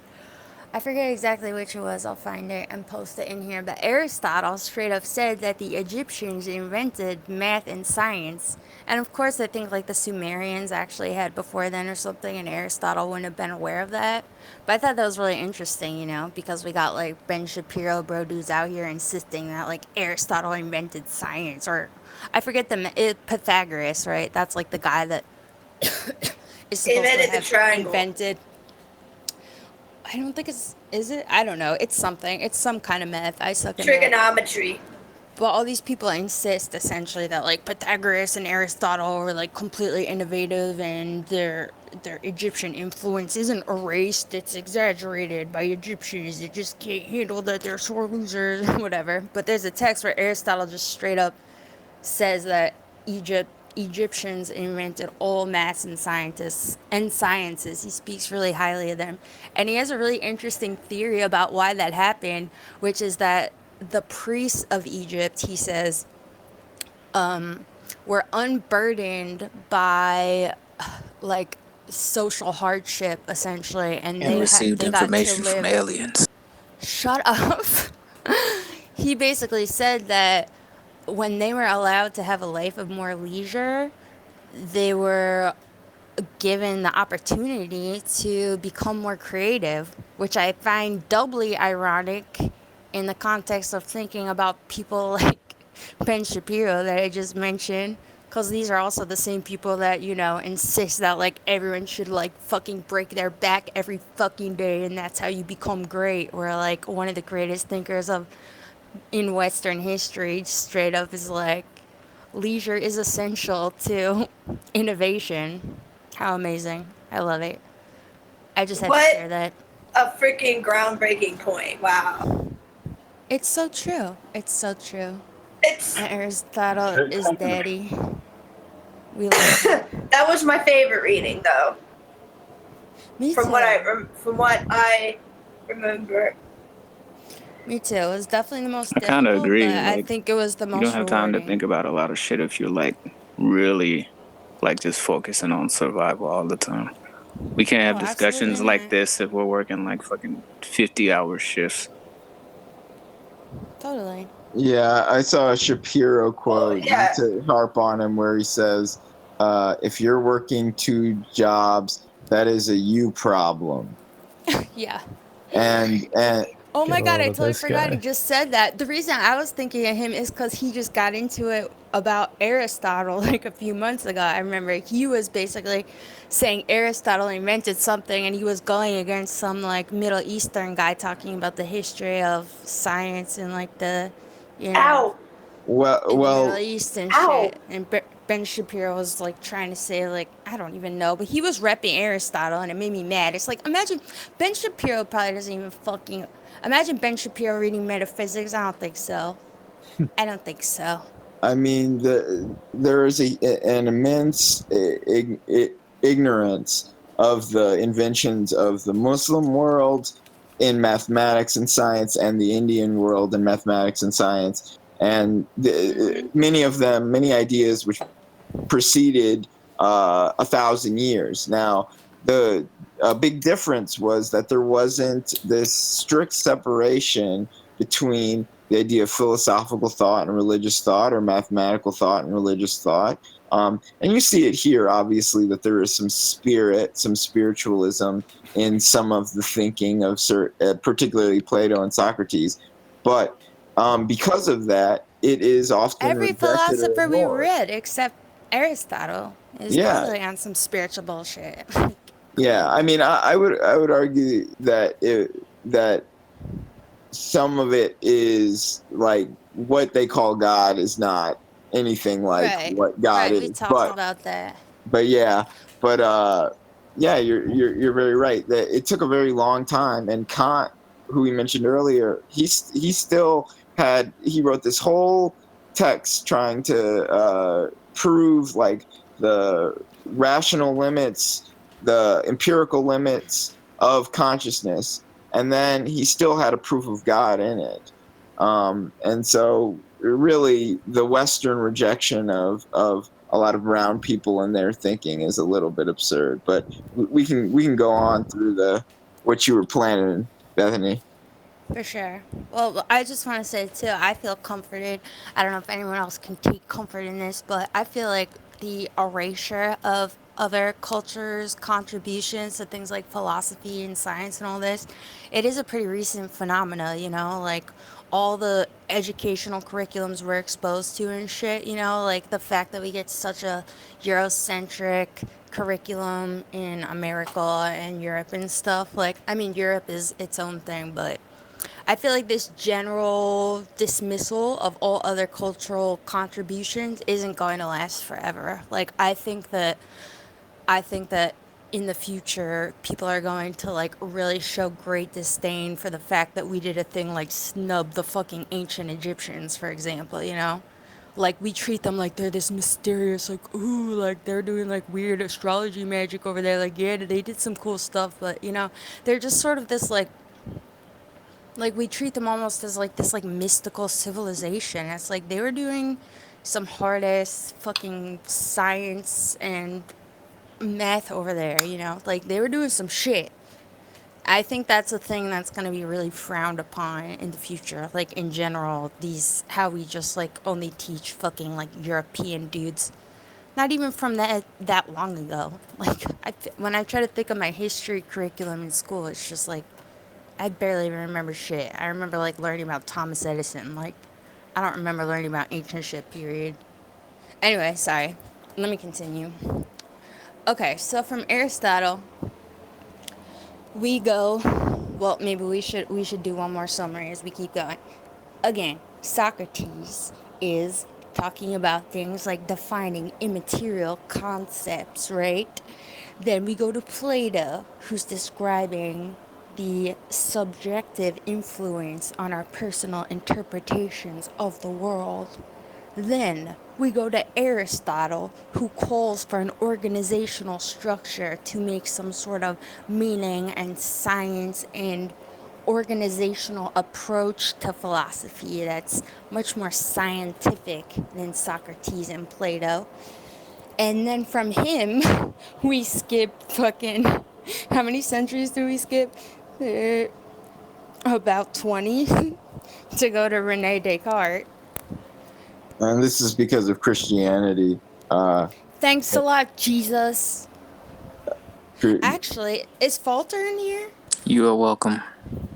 If Falter wants, I don't know if he's listening right now, but he was just telling me that there's apparently a theory of history that I don't know if it's like gaining popularity or how well received it is in general, but apparently there's historians that believe that the Dark Ages were not as long as popular historians have come to tell us they were, and that the reason that there's such a gap in a lot of what happened there, apparently there's a lot of historians, I don't know a lot, I shouldn't say that, enough historians that this has gained some attention that believe that we actually have like aged the Dark Ages wrong, and that they really weren't as long as they were, which I thought was so interesting. So Don, if you're listening, hit us with those links. But anyway, assuming that the Dark Ages were as long as they were, that would be because of Jesus. Thanks a lot, you fucking asshole. But we eventually make our way and to Augustine. Descartes and Augustine. Fuck you too, bitch. Fuck all you hoes. But shout out to my bitch Hildegard if I'm binging. If I'm bringing out, binging. You guys know her? Hildegard? My bitch? Yeah. I knew you would. Mm-hmm. Do you know her, Michael? No. Oh my god, she was this... What century was she, Tick? Long I ass thought she was time 50. ago. I want to say 15th century, but I almost feel like it's earlier. But basically, she was one of those, like, It was one of the Catholic... teens. One of the Christian mystic ladies, and she was like a botanist, she was a mathematician, and she composed like the trippiest ass music, and basically said that she would receive it in these She visions. was born in that 1098. 1098. See, I knew it was earlier. It was either 15th century or somewhere not even in the teens. So 11th century. This bitch, you should listen to her music. It's crazy. I actually went to a John Zorn thing last year where he did a tribute to her by like writing this piece for these female singers, and it was super trippy. But her shit is just crazy. Like, it's crazy. It's from the 11th century. You could tell she was on some shit. And yeah, she said she got all the music in visions, and I think she called it the shade of the living light. It would come down and give her the music like a fire. Well, I would just mention more generally that despite our skipping over it, because it doesn't have a huge amount of relationship to what we were going to, it does have some this period, and that many of the earliest mathematicians and proto-scientists and were monks. Were people who, again, had an immense amount of leisure time and who were able to read, and where most people couldn't.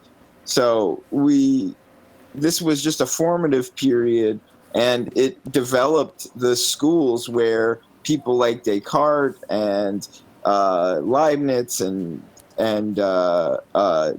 Sir Isaac Newton, where they came from. So there is a give and a take in that Christian period of thought called scholasticism. Right. And this is also just the Western world, because doesn't the like Islamic golden age fall in this general time period? That like Yes. started in like the 10th century, right? And then went into like the 13th or something. And I forget when it officially ended, but they were killing shit, so it's not like the rest of the world wasn't doing shit. So, but that's actually what I want to do after we do all our Western stuff, which wouldn't be for a while, but I'd love to double back and do a non-Western book club. I think that would be great.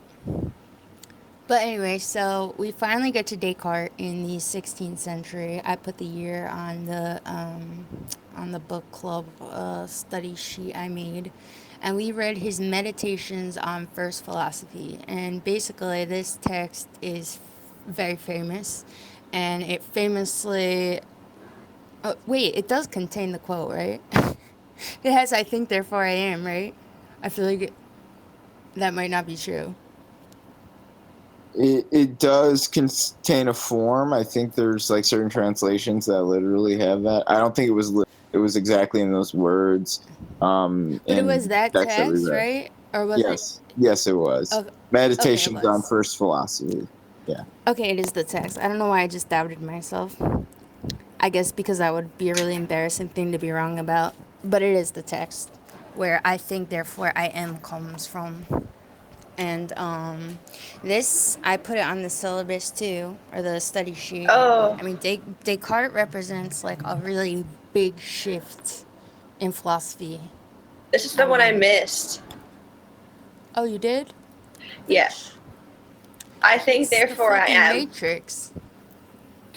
Um, Yeah. Well, he's basically in the Matrix in the 16th century. Someone else. I'm tired of talking. My mouth's tired. Someone tell us a little bit about Meditations on First Philosophy to someone who hasn't read it. What is Descartes going on about? The meditation is a interesting text. Essentially, he starts off by saying, I've been tricked by my senses so often. I've seen something in the distance, and when I get close, it looks radically different.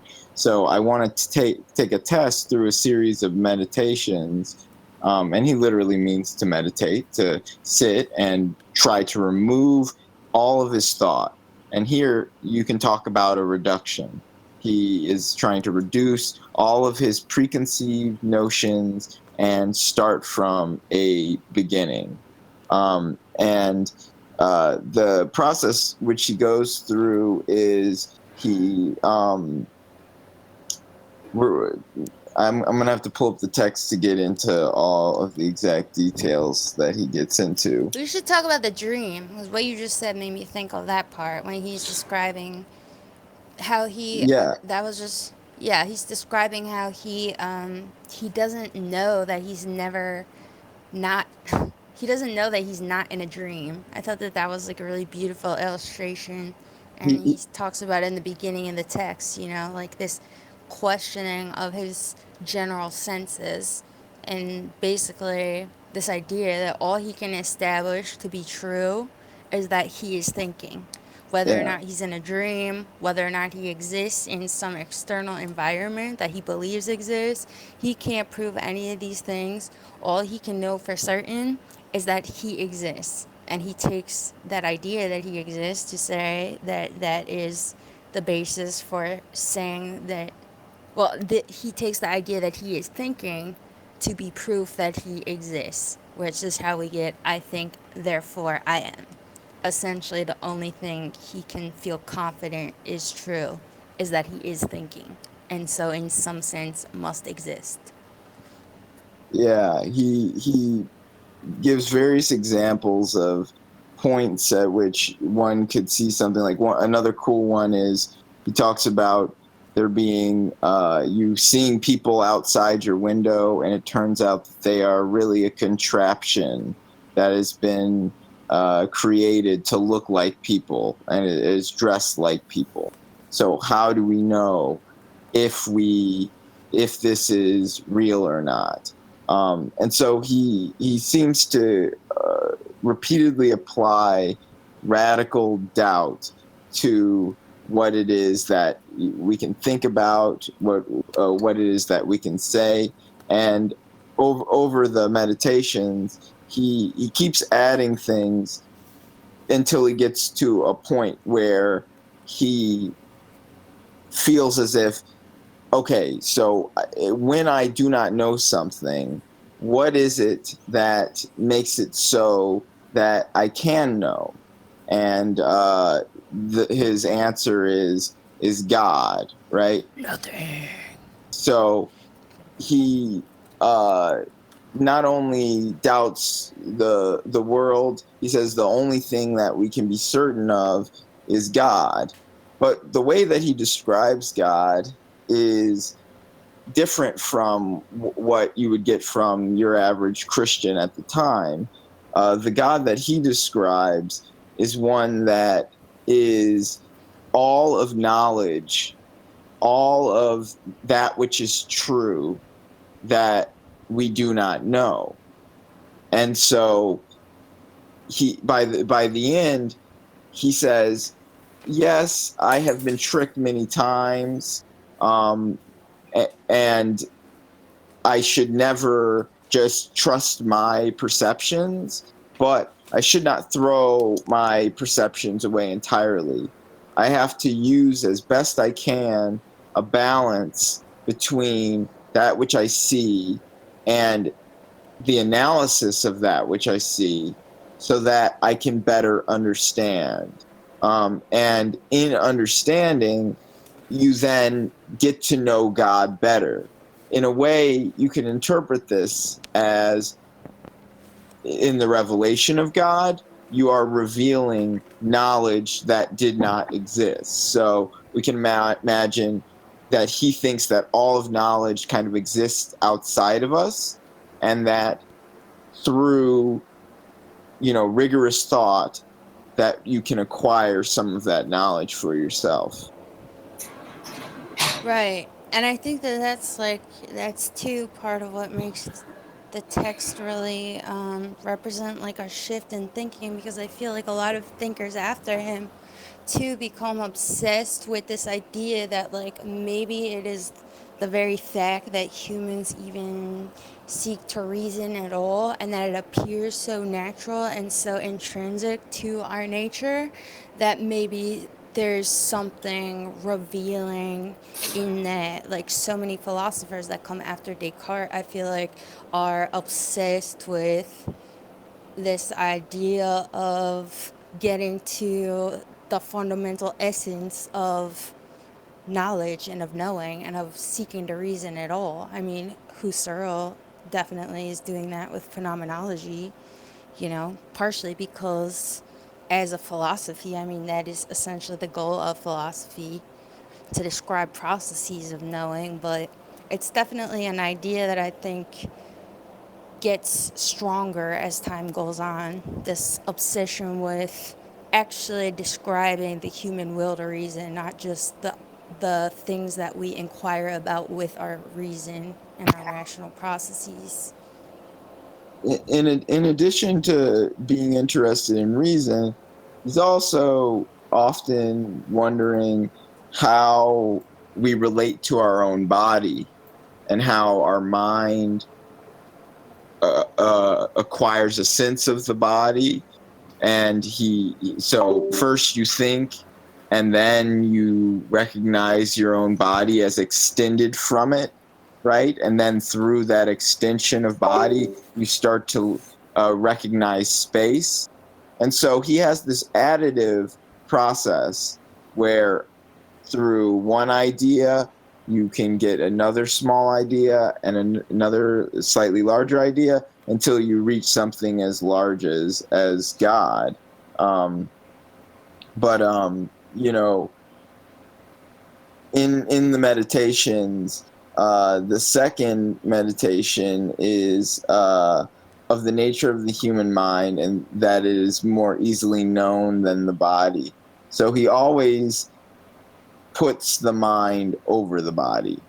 The mind is this means by which we know things, by which we acquire truth, and the body is this kind of degradation of that. And when he talks about perception, he is often talking about bodies in the same way. And you can see that in what we were talking about with Kant earlier, and less so with Husserl, but there is that aspect of not thinking of the body, but thinking of the phenomenon, what appears rather than what is.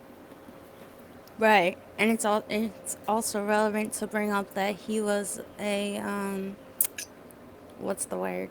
He did a lot of scientific research into sight, and actually the diagrams that are used in the beginning of the Phenomenology Club videos with that dude looking at the thing with a little shit coming out his eyes, that's a Descartes drawing.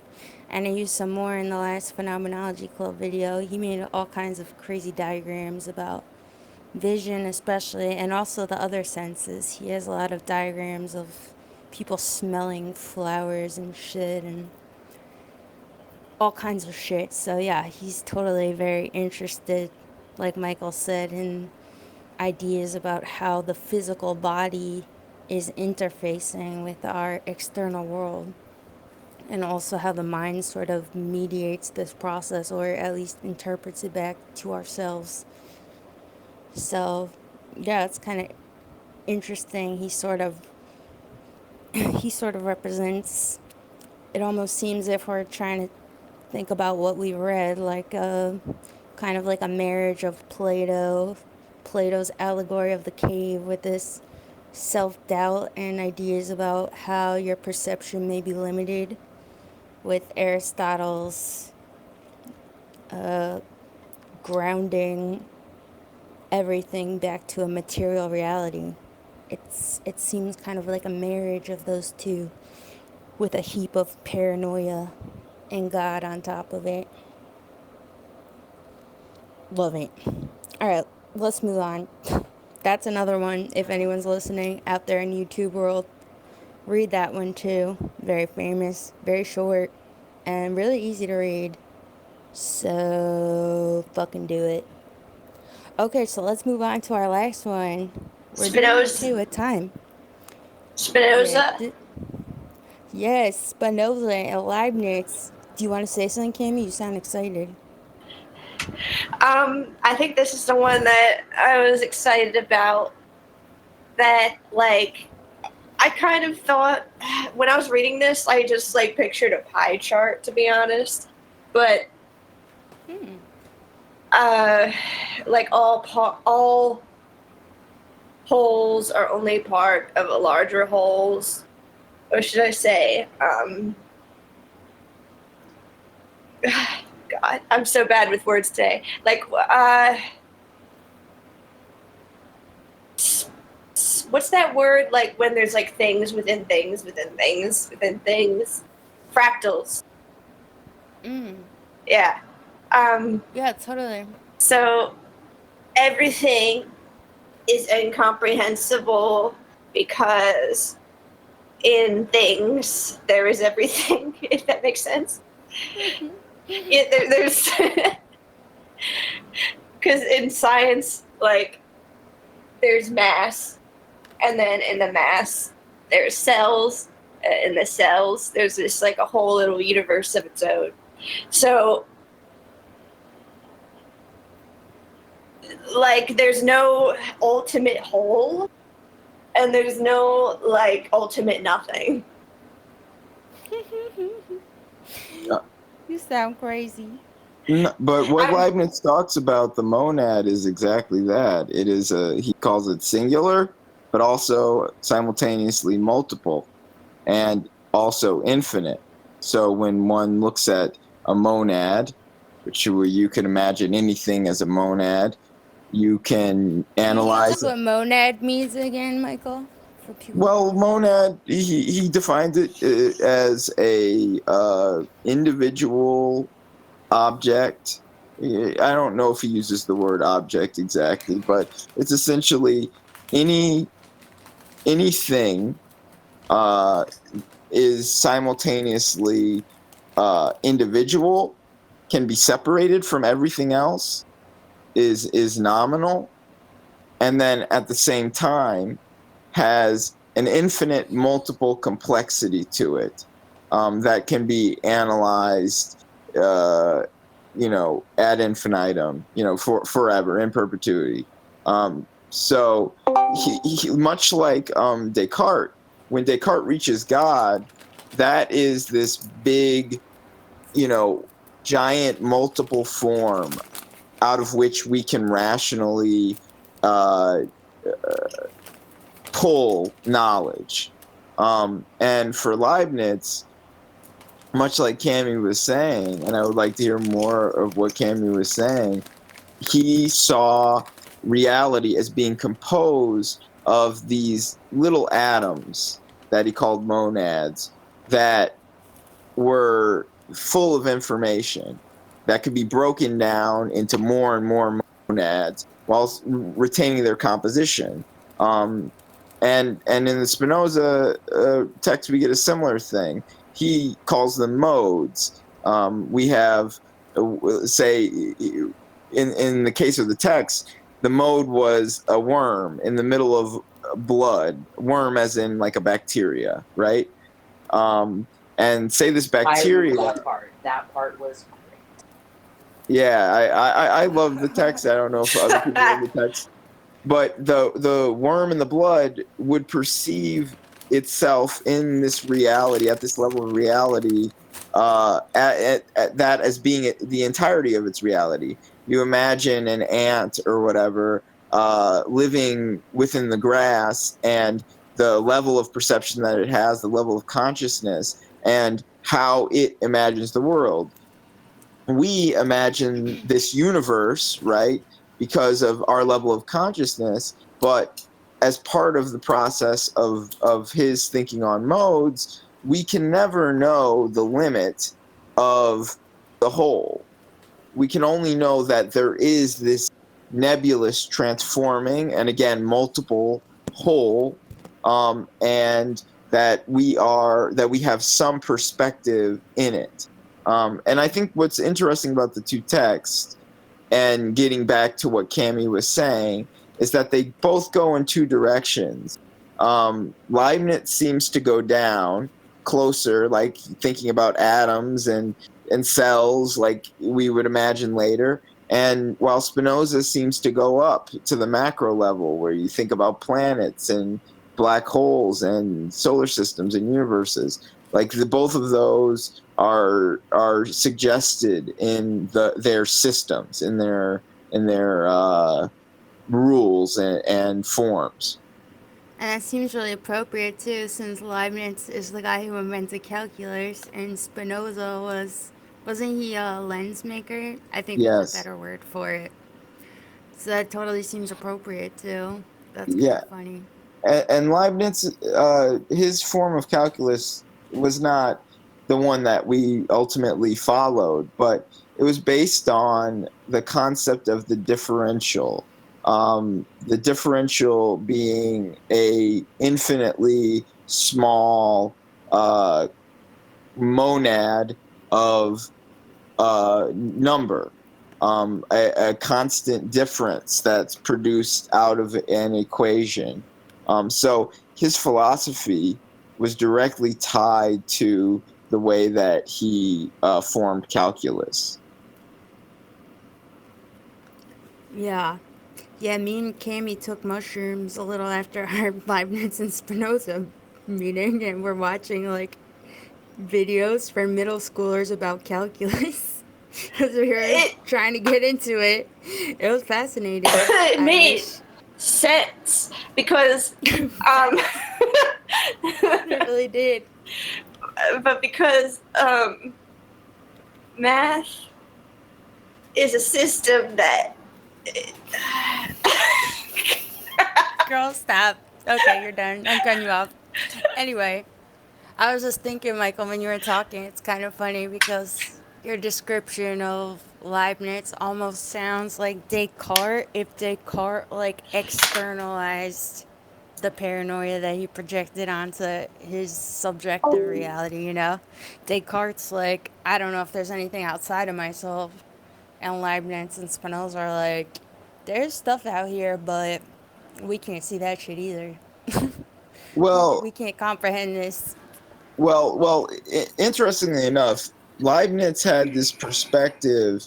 He had two different ideas that I think are worth bringing up. One is the idea of the best possible world, right? This was a moral idea he had, and you hear it used still today. But he said, you know, if there is a God, right? Because if you remember, at the end of the text, he also gets to God. What is it that gives this complexity to the monad? It is God. But he says, if there is a God, then we must be living in the best possible world, right? But meaning that there are an infinite amount of worlds, all of them monads, and each consecutively worse than our own. And in this, it gives us moral impetus, supposedly, to do good.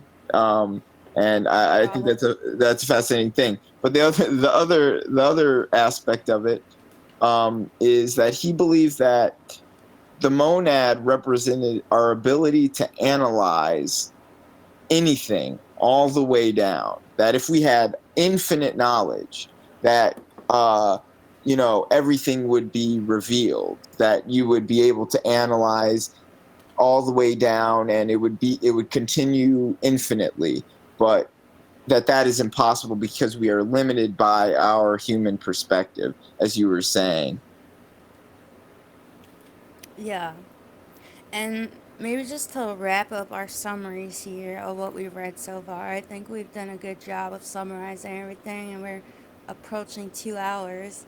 Could you tell us, Michael? Because I don't really feel still like I have a firm grasp on Leibniz and Spinoza. I want to reread those texts because I understand the concepts, but I just don't feel like I firmly grasp them.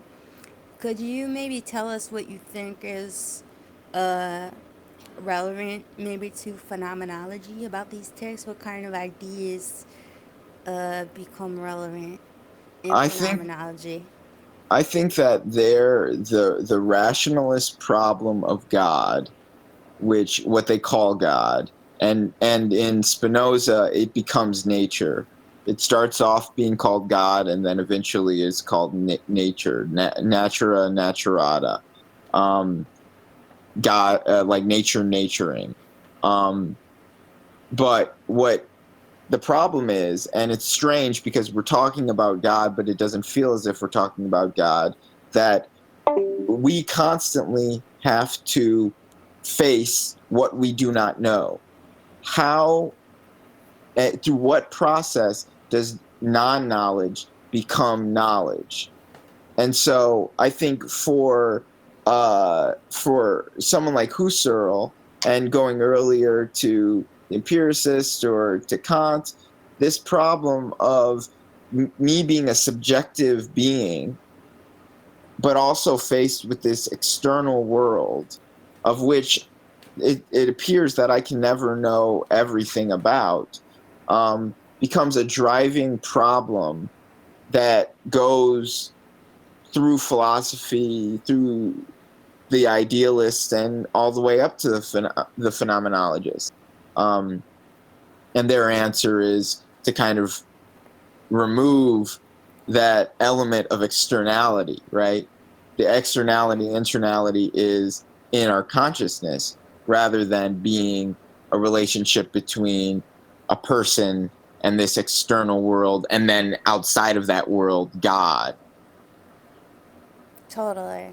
Yeah, I think that goes to something I was trying to say a little earlier too. Like phenomenology recognizes this reality, that we can't interface with our external surroundings in a way that might be sufficient to say we have full and complete knowledge of them, but it doesn't frame that necessarily as a problem. And I don't think Leibniz or Spinoza necessarily do either, but phenomenology is definitely interested in ideas about how we do interface as subjective beings with our external surroundings, but only in the sense that it wants to have a thorough consideration of how we're interfacing with it, not so much to see this as a thing to be overcome. At But least not in a total sense. as Spinoza, people often, like Darwin just said in the chat, all is one, one is all. No, that's completely missing the point. Because there is no one and there is no all. Maybe there is. But maybe, yeah. Well, for Spinoza, he had this distinction between natura naturata and natura naturans, God or nature and the mode, right? So simultaneously, and this happens with the monad as well, as the monad is described, the one is a multiple, right? The one is infinitely divisible. It can be expanded beyond what is known. So whenever we conceptualize something, whenever we think, let's say we think about tires, right? Like a tire on a bike or a tire on a car. The moment that we think that concept, right, we are missing out on the newly invented tire from X and X brand, or the historical tire that was discovered by some archaeologist or whatever. This process of our knowing and our not knowing is the way that thinking is both one, it has to limit things so that we can speak at all, but then at the same time is multiple because it has to be transformed, because when we try to conceptualize, we will never capture the whole of the thing. Of course, there are mathematicians that would argue against that, but that's a big idea that I think both Spinoza and Leibniz are getting at. Totally, and I think that becomes ultimately too kind of Heidegger's criticism of Husserl, which is that we're everything we approach is done with it's done from a platform of pre-existing knowledge that is in many ways limited, like you're saying with the example of the tire. Like we can't necessarily assume that we're able to divorce ourselves from our understanding to approach certain objects more meaningfully or whatever, because even that idea is founded on a platform of existent knowledge that frames things in a very specific way that has all sorts of value judgments embedded into it. And I haven't read the text where he did this, but apparently there's a text where he criticizes Husserl and he uses an illustration of a construction worker hammering nails in, and he talks about how so much of what we do kind of resembles like somebody doing work like the construction man who doesn't even think at a certain point. It becomes kind of just second nature to like be hammering the nails in to the point that you don't even really see it anymore. And he's very interested in this idea about how perception is constantly in flux, and much of what we do is almost second nature. It's hard for us to even conceptualize the processes already at play when we're doing things like trying to rationalize our experience. Did you know that when you drive somewhere and you zone out and you don't remember the trip, you're actually in a state of self-hypnosis? I would say that Well, yeah. that relates to Heidegger. Hold on, let Michael say what he's gonna say. Go I ahead, just Michael. wanted to rewind in that Heidegger has a direct relation to Spinoza. As Spinoza had his nature and the modes of nature, Heidegger described being and beings, right? So you have being, this thing that is almost like Kant in itself, and then you have beings, expressions of being itself. And that being is the same thing that Aristotle was talking about as well. But for Heidegger, when we talk about his Nazism, for instance, he uses the same concept that Bethany is describing to talk about someone hammering a nail. He would say someone is fallen into something. Like he would talk about a soldier. They have been or thrown. They've been thrown into life, right? And in a way, he's making a salient point about our consciousness, that we are not always absolutely conscious of everything, and that a big part of our consciousness is unconscious. But at the same time, he is making an assumption about will and about our control over ourselves, and in a way justifying, or a word that a critic of his would use is reifying, the idea that we are allowed to just, not have control over it because that's how we were raised, or that's just who we are. We fall into consciousness. And Husserl later in life would come to respond to that. I hope we get to that as well. I'm sure we will. I figured once we go after Husserl and Heidegger, we just kind of keep going into oblivion. I definitely want to read some feminist shit, some race theory. We got to read some Foucault, some Deleuze. We're going to Foucault. go crazy. We're going to go crazy. All right, so anyway, I think this is a good place to wrap it up. Does anyone here have ideas or questions based on everything we're saying? Where we at? Book club. Book club. So in relation to the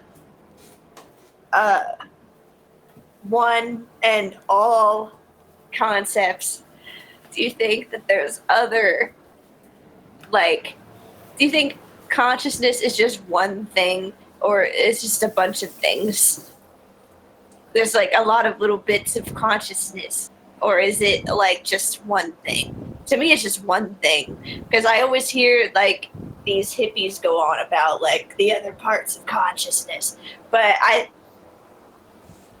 to me, it's just one thing that serves as the lens of our experience.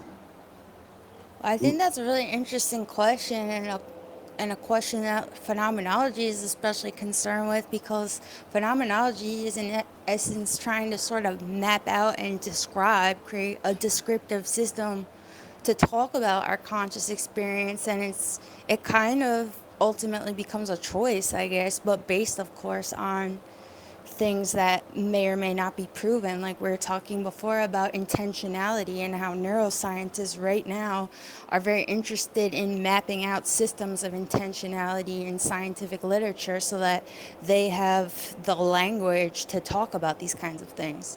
And that's what's so interesting about all of this stuff and consciousness and neurology. We're just on the brink. We're at the dawn of scientists and doctors and philosophers. I mean, this is a process that they do together, being able to describe our consciousness at all. I feel like we still really have such a little understanding of consciousness, but it's not even a thing that I think we're going to necessarily uncover truths about. I think it's more that we're right now in this place where we're going about forging the forging into this territory that's previously just been kind of unexplored, you know. Now that we have more medical and scientific capabilities, I feel like we're able to do things more like describe things like intentionality, you know, because they can actually see things lighting up on MRIs and shit, you know. So it's kind of cool to think about how Well, that question, I think, ultimately reveals a choice. well, yeah, I would like to ask Cami, what would be something that you would say limits a consciousness, right? Like, what is a point when you would, in language, when you're talking about it, that you would separate one consciousness from another consciousness? Like the way, like how language is limiting, or Okay, there's that's a great example. So there's one way in which we differentiate consciousness, right? And there you get that kind of, you were talking about one is all, but you could start thinking about the one versus the multiple. yeah, Yes, we're separated by language, but you learn the language, and now suddenly your consciousness is related to the consciousness that you were separated from. Um, and if you think about consciousness in that way, as being both one and multiple, you acquire you see a dynamism in what consciousness is or could be. yeah. Uh, this just made me think of like how languages are limiting. Like there's words in other languages for certain experiences that English can't express, or yeah. And also, I think different languages reinforce viewpoints, you know? Like, I think so much about how English in particular reinforces, like, gender, you know? It's like, why are we constantly calling out the sex of people with our pronouns? I mean, a lot of languages do this, but it's really interesting to think about how you might view the world if you used a language that didn't do this, you know? I imagine that there would be maybe subtle, but probably more than subtle changes or differences, rather, in your viewpoint, you know, just how you approach the world. Not in a way that I think would like present dramatically different than anybody else, but just in your internalized ethics. Know what I'm saying? Yeah, I don't know how. I know Estonian is a genderless language. And Mince was telling us in here about is the language called Zulu or is it Igbo? I don't know. Oh, It was an Igbo. Igbo. That's not like a Nigerian language. Yeah, I don't know if that was that one.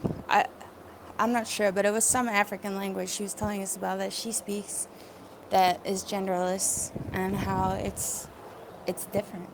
She said that there's a noticeable difference, you know, in how people speak. But anyway, does anyone else have anything to say before we wrap it up here and Darwin starts talking about aliens creating the different races of man?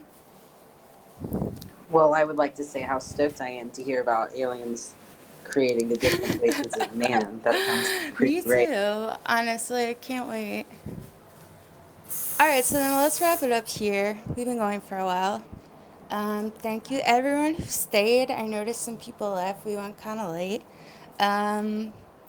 I don't know if I said this already, but I want to just stick with the Sunday schedule, if that's cool with everyone, so we don't have to like ask every other week what day we should do or whatever, which was always my fault. I'm not trying to put blame on anybody.